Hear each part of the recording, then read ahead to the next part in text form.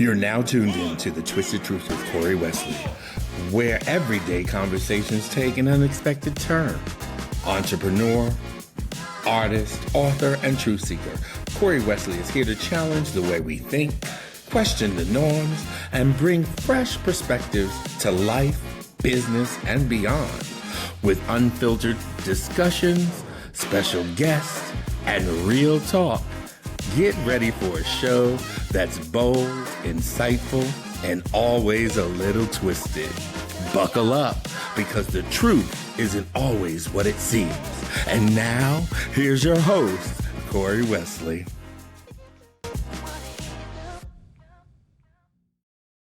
Good morning, and welcome to another episode of The Twisted Truth with me, Corey Wesley, your host.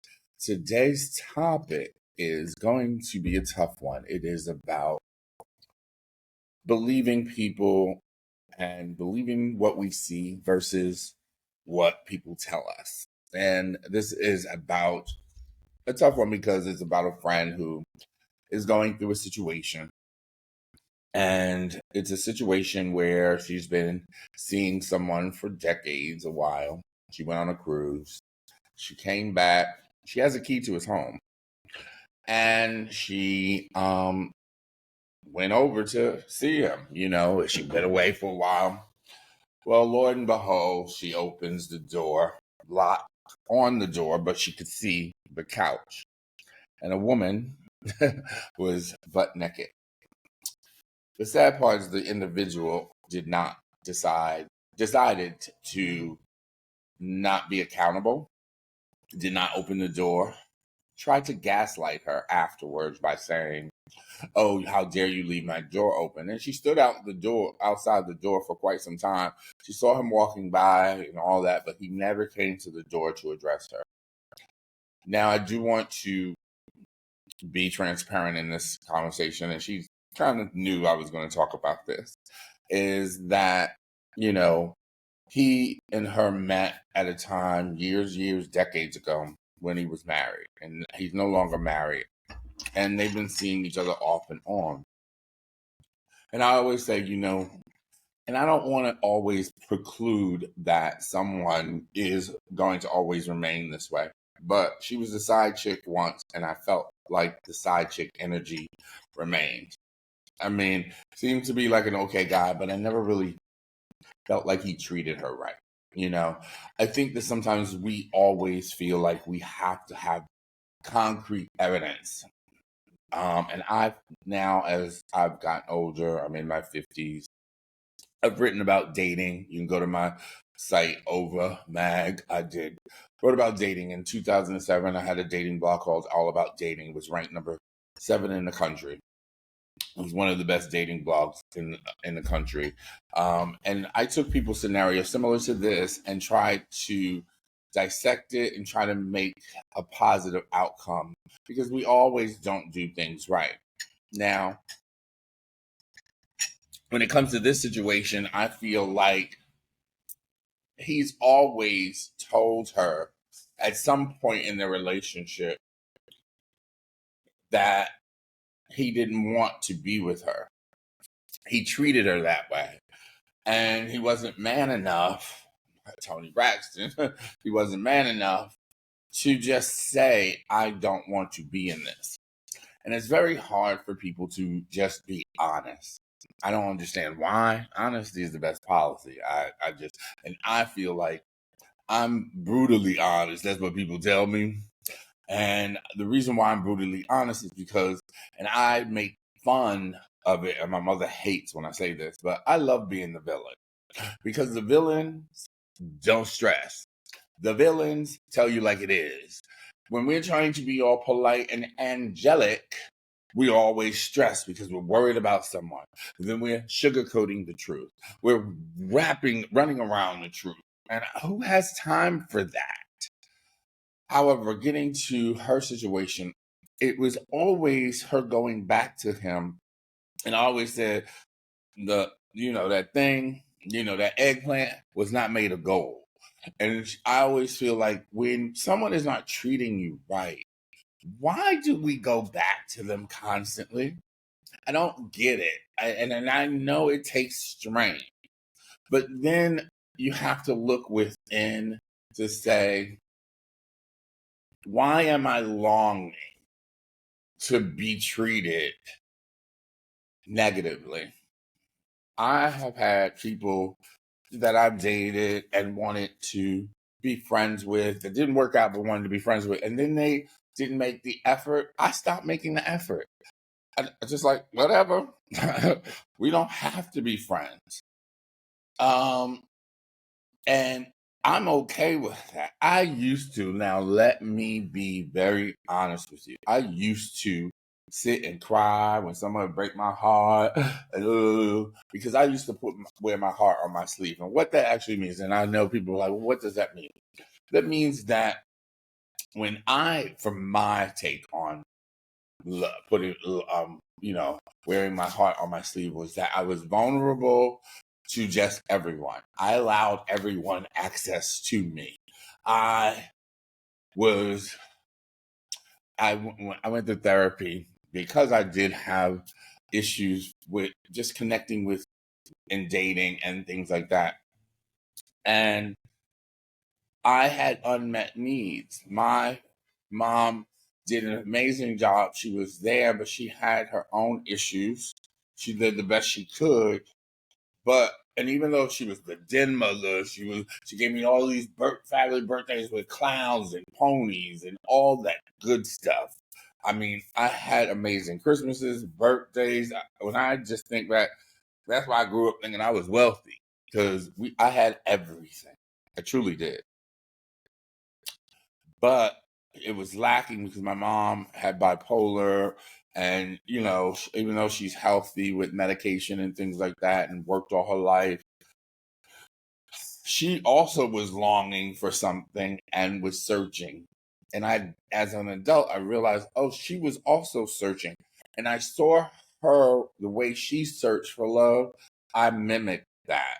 Because at one point in time, I thought I was bipolar, and that's why I went to therapy. And the doctor, after a couple of years, said, Corey, you're not bipolar. You mimicking the behavior of your mother. Oh my God, that was like an aha moment. But then, as we pursued I stopped therapy there, and then I went to another therapist, and then I was pursuing the relationship aspects with my father through this therapist. And when he said, you have unmet needs, and I was like, and I wrote that statement all around my house. And I just kept saying it to myself. And then I realized that my parents, although I loved them and although they did the best, I don't like some of the things they did to me. And not horrible, abusive things, but just they didn't set me up for certain successes. They promised certain things and didn't deliver. And that's when I then found that I was seeking outside of myself for something else.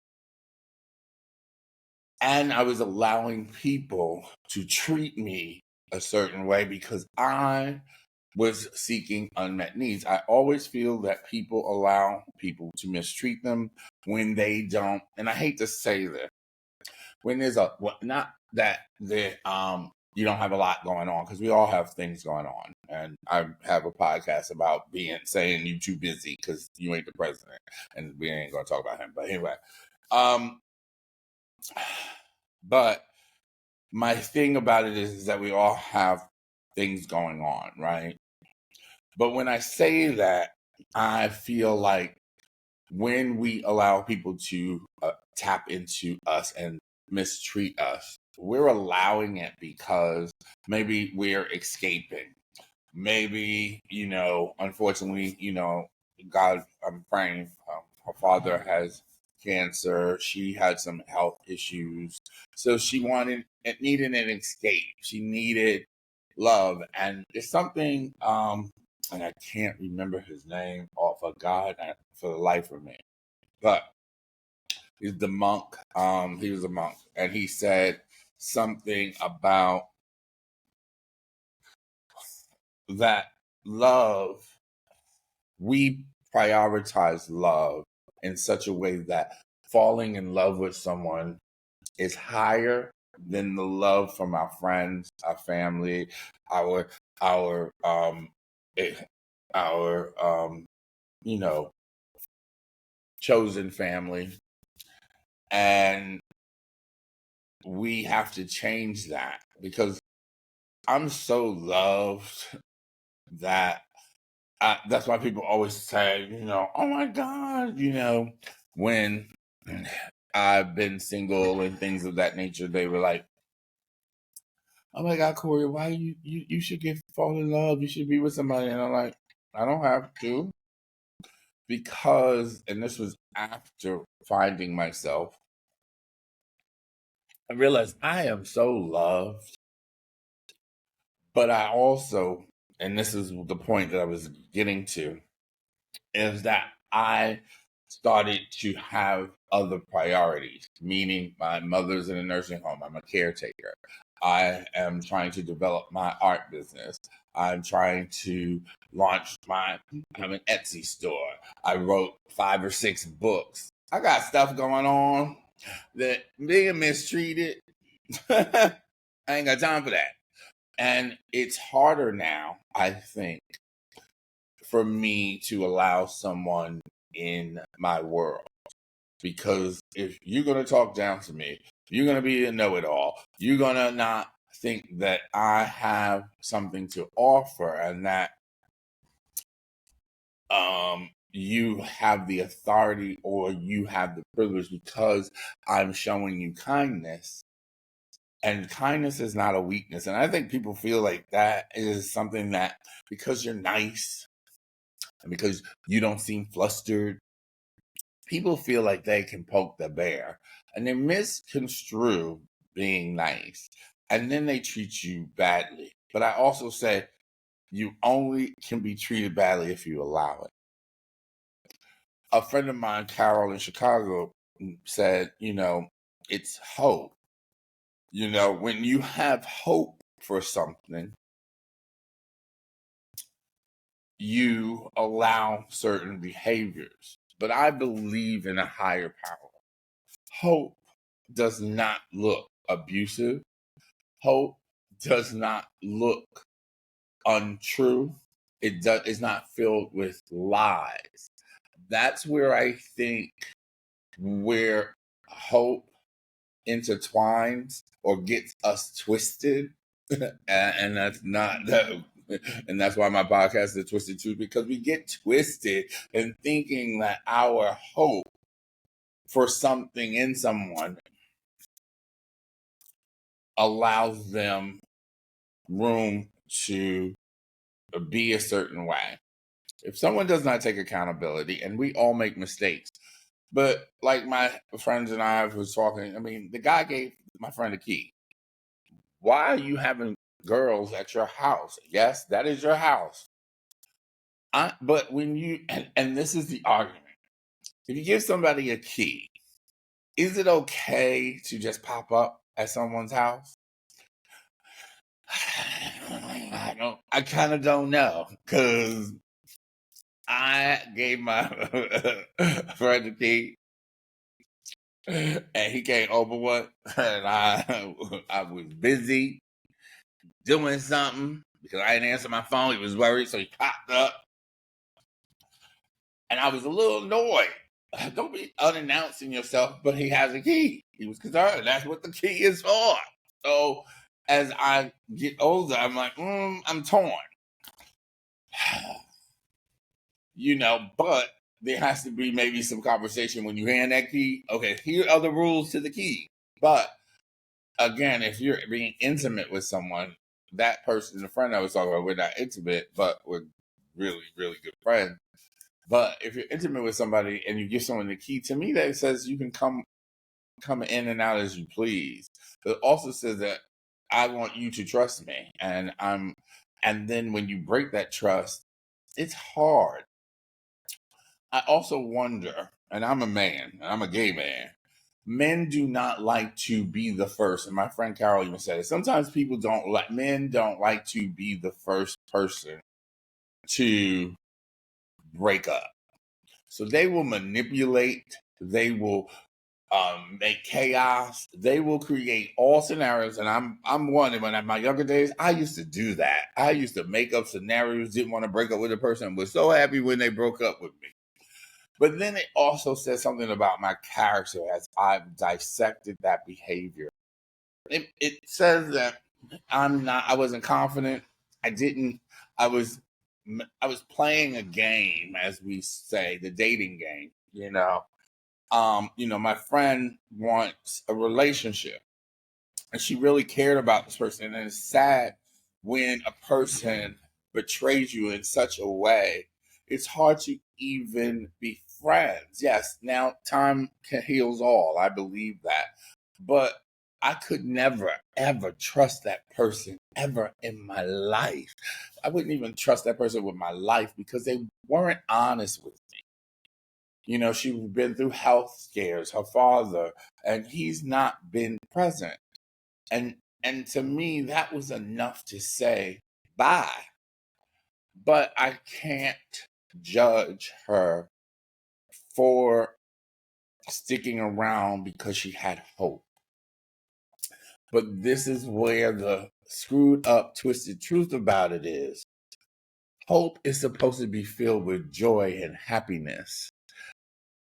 And hope does not mean that you have to date someone's potential.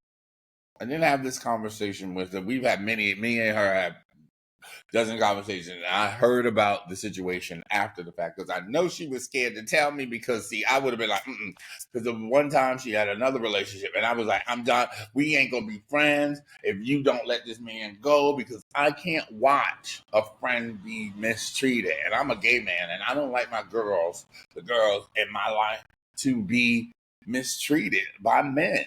Are you kidding me? And I have some fierce girlfriends. What the hell are y'all doing? And then my thing is, we still live in a day and age. I know there's medication for HIV and all that, but now we living in a day and age. If you have somebody who is now yes, that person might not maybe okay health wise, but you're running the risk of getting someone else sick if you're not being honest. Now, give people choices. Okay, if y'all laying up doing the bareback and not using condoms, then the problem here lies is you're then putting someone else's life at risk. And this is where I get mad at people who have friends who are HIV positive, and then they are with someone who cheats on them and they constantly going back. And then it's like you kind of disrespecting your friend who made that mistake. And now you want to make that mistake and keep going back to somebody who's cheating on you? Are you kidding me? It's disrespectful. And it's like, are you stupid? Because you have a person in your life that can tell you it ain't fun to be taking medicine all the time. And I mean, and obviously there is STDs and all this. It's just like, oh my God, please, why are you dealing with a cheater or someone who is just not upfront? We cannot continue to date people's potential. We just cannot. People's potential that's their potential. They may never see it. Okay. And my thing is we have to not always need evidence. I can remember the time when I knew somebody was not being honest. And I asked them one question and they flipped out on me. You never accuse anyone, okay? Because they're going to deny it. But I asked this person, have you been totally honest with me? And they flipped out on me. I mean, flipped. I just asked one question. I knew the answer, but I just wanted to see if they wanted to be upfront about it. Have you been totally honest with me? And they were like, what you mean? Oh my God. And then they broke up with me. And that night that I was spending the night with this person, I said, God, if this man is not supposed to be in my life, remove him. Guess what? He was breaking up with me the next day. And I was like, and he was like, well, I think you're looking for something. I said, stop. And what I said to him was, I'm going to be happy with you or without you. And see, people don't have, when you give people the thought that they are so fabulous. Their egos, we're human and we have egos, and you then set yourself up when you boost someone's ego that they're so fabulous. No, you just another Joe. You can love them, you can show them love, but once you make them feel like they're that important, because there was somebody a long while ago, years ago or whatever, that I liked a long time ago, and I was screwed up in the head. I had things going on, and I really liked the person. And then I wanted to meet them again, and I met them for dinner, and they, I was upfront. I like you, still like you, I still have feelings for you, whatever, whatever. And their attitude was like so superior, like, oh, they were fabulous. But they didn't know in my head, I was like, boy, please, you are not all that fabulous. You ain't even got enough money to take me out. So sit down, go back. No, boy, stop. See, people's egos think because you tell them you like them, that means something. I just said I liked you. I ain't say, oh my God, you are the most fabulous person, because people don't look inside themselves and say, wow, I'm not bringing anything to the table and this person still likes me. They don't ask them questions to themselves. What they do is like, oh, he likes me. And then they get this ego that they can put you down or let you down. Oh, well, I don't really feel that way about you. Well, okay, well, fine, bye. But see, I always feel there's this power dynamic when you tell people that you like them or that you show interest in them. And that is why we have an issue in the world of dating, because there's this power struggle and people feel like they are the fabulous ones because maybe you might not like someone, but there is no reason to mistreat them. There is no reason to make yourself feel better or empowered, because 9 out of 10, the person that does that has nothing to offer you. Let me say this for the people in the back of the room. Most likely, the person who is mistreating you, that you have put on a pedestal, has nothing to offer you. They're not bringing nothing to the table. Not a dang thing. And the last note on my friend and his situation, and it's an aha moment, and I'm going to leave this thought for you. He has daughters, older daughters, because they're older. We're in our 50s. He's probably older than us a little bit. And he has grown daughters. And I felt I had this aha moment of where guys who have daughters, they treat women worse, which is odd. Not all of them, but a lot of them, which is odd to me. But the reason why, because when they get older, if they are daddy girls, that's their girls, they don't need a woman or a companion, because they're going to have their daughters take care of them. And I have to reverse that, because I must have a single parent and a mother that I take care of. She made sure that I was her everything. And probably because of that, that is why she didn't need a man or allow herself to be vulnerable or allow one or two hurt or situations that hurt her hinder her from pursuing love or looking for love, because she had love from me. And this goes back to what I said.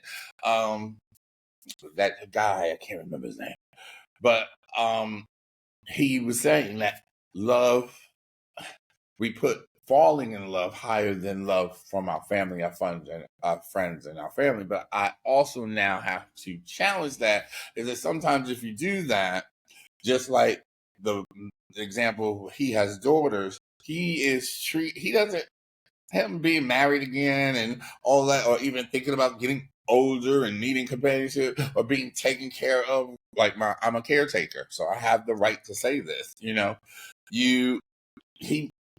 don't worry about getting older, because you have daughters to take care of you. If they love their father, they're going to take care of their father when they're older. So pursuing women you see them in a different light. I wrote about this a long time ago. It's about the dating identity. And it's now something to think about, because when I had that aha moment, when I was thinking about, oh, well, he has 3 daughters. He doesn't need you.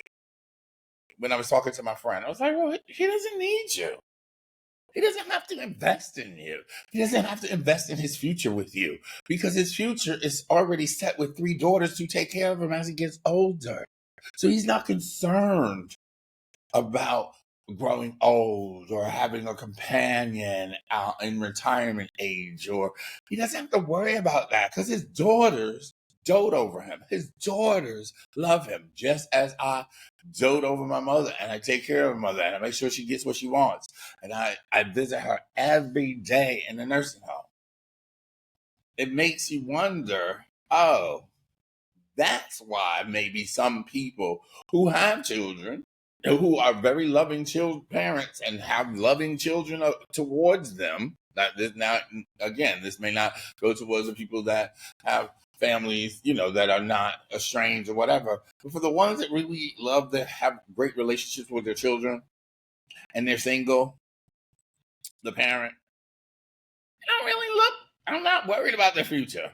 As a gay man, I'm worried about my future. That's why I invested my friendships and make sure that I have people that are around, because I'm an only child and I don't have siblings. And, I do have 1 or 2 cousins, my cousin Shantice, and, people that I, love, my ride or die John.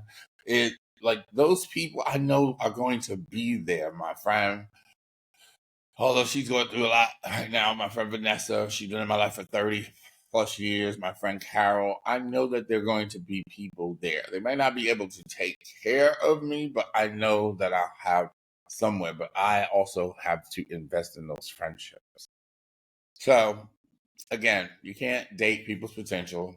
You got to take account. If they're not taking accountability, and you are worth all the love in the world, and you cannot let your hope distort what's happening. And you don't need evidence. You got to get out of this needing substantial evidence. Your gut will never lead you in the wrong direction. And when you have a gut feeling, it is the truth.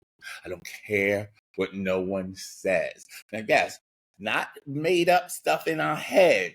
When your gut, and you know what I'm talking about, when your gut tells you that something is, it is. And just leave it. And you don't need validation. See, that's the thing. The last part of this is that you don't need validation to know when someone's lying to you. They can tell you blue in your face. It is up to you and your strength and your power to just not need that evidence, to just say, you know what? This ain't working for me. And sometimes you don't even have to tell anyone why, because they already know why. Thank you for tuning in to another episode of The Twisted Truth with me, Corey Wesley. Remember to like, subscribe, and tell everyone about Corey Wesley. Every Tuesday will be the day. It's been a while since I've been doing this, so now I got it rhythm. Tuesdays are when I will be posting new videos and episodes. Have a great day. Remember to stay blessed, because you are already blessed, and trust yourself, love yourself, believe in yourself. Have a good one.